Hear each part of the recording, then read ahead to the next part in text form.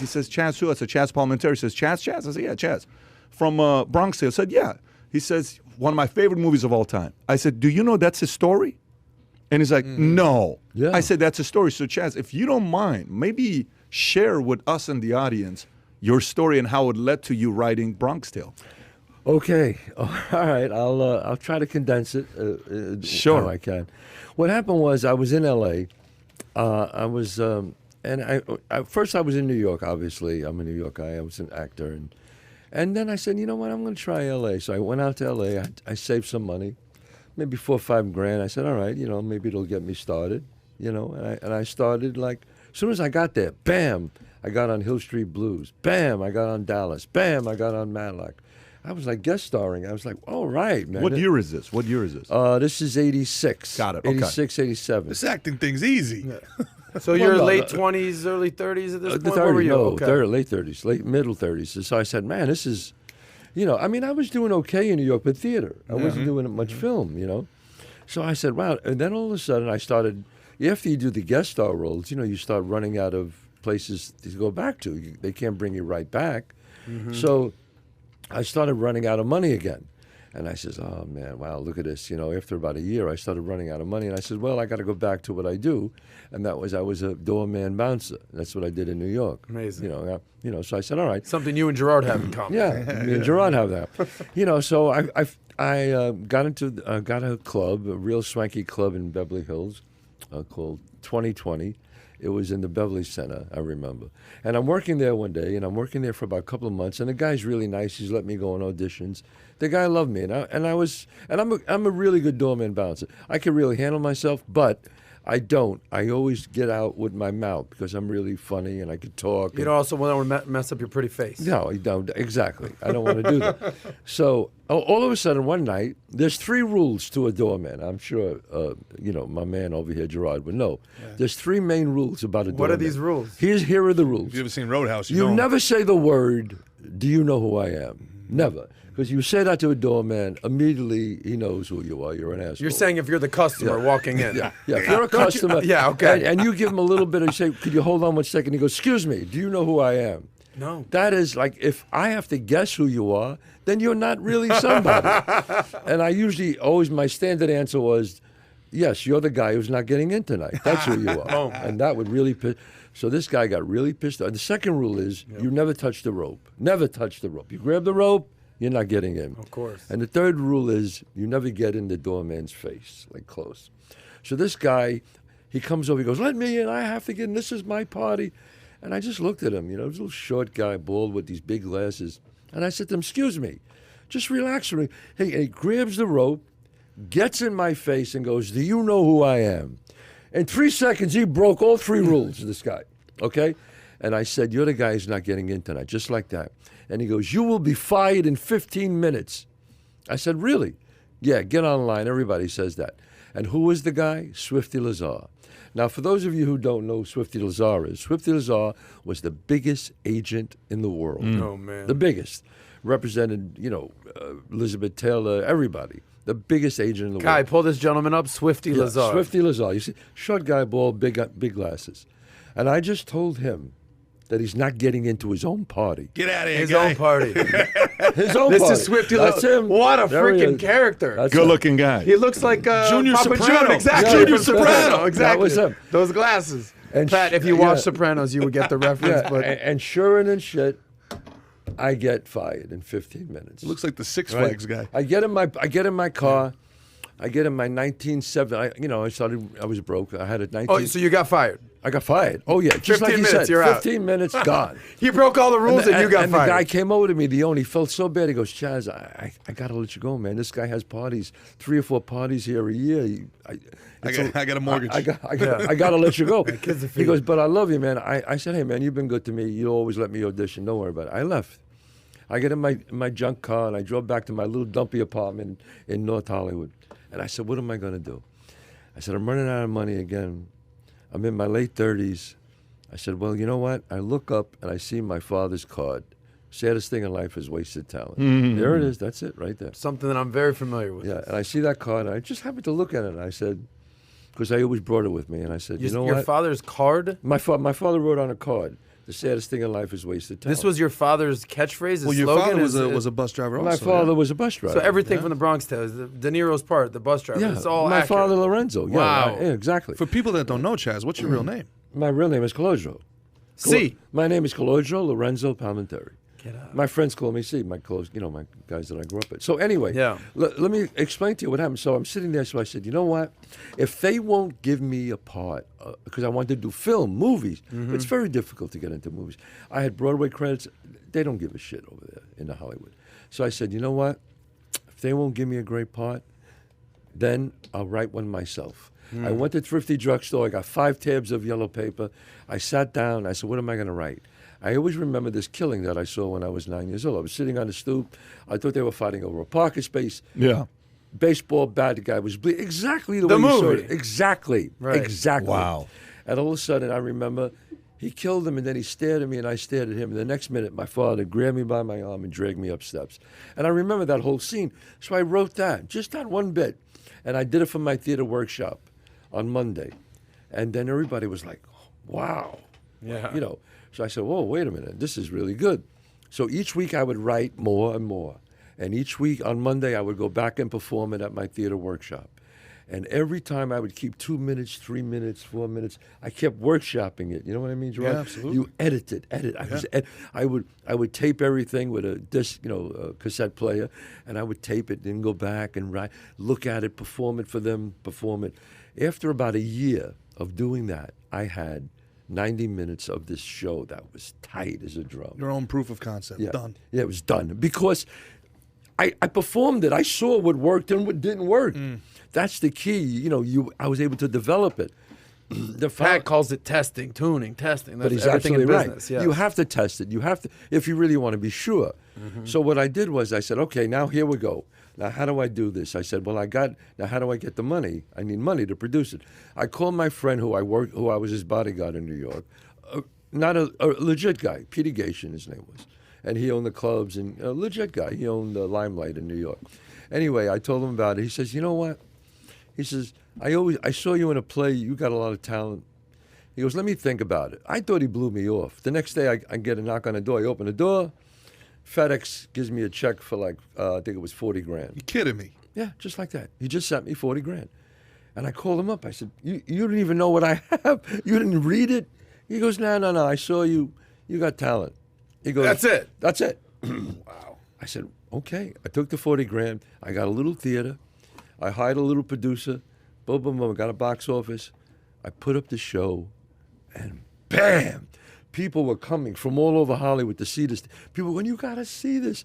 It got so crazy that I had to move into a big theater. Oh, this was a one-man show before it was a movie? Yes, it was a one. I did all the characters. Holy What moly. I said was, I'm going to do a one-man show. I'm going to do a movie on stage, like by myself. So I did it. You played the little kid C and I everything? played everybody. Bronx Tale is a film Sick. adaptation. Yes. That's insane. You didn't know that? No, that's crazy. Why, Gerard, why am I here? What am I doing? Gerard, Why am I I'm here? so done with you right now, I thought he Gerard. wrote the script, optioned the script. I thought it was Gerard, a traditional. I am so you know, upset with you right now. was You John get the hell Favreau. out of You here. know, This you is know the story crazy. about somebody Oh. cut him a check for like $1 million So let me to walk away, right. William Morris. And we're going to get Yeah. to that. So what happened was people were seeing this. They go, my God. They go, this is a movie. The man is doing a movie on stage. It's brilliant. They said all these great things. This is what, your late 80s? This is 1989. Okay. So then we went into this. All of a sudden, I'm doing now here where I was a nobody, right? All of a sudden, Jerry Weintraub, Ray Stark, Tom Pollock, all these people, Al Pacino, Jack Nicholson, Burt Reynolds are all coming to see the show. They want to play Sonny, and these other guys want the property. Hollywood A-listers extraordinaire No, showing up. extraordinaire. Yeah, A-lister. exactly. Wow. After I do it, 2 weeks later, I get a phone call from Universal. They said, "We love it. We were there. Forget it. This is great. We want to give you $250,000 for the property." And I said, "Oh wow, I got no money now. I got $200 in the bank, guys." I said, "Well, what about? Gotta love it. What about? I'm going to play Sonny, right? I'm going to write it. It's my life." They said, "No. We just want the property." I said, "Well, no. I said, I have to play Sonny."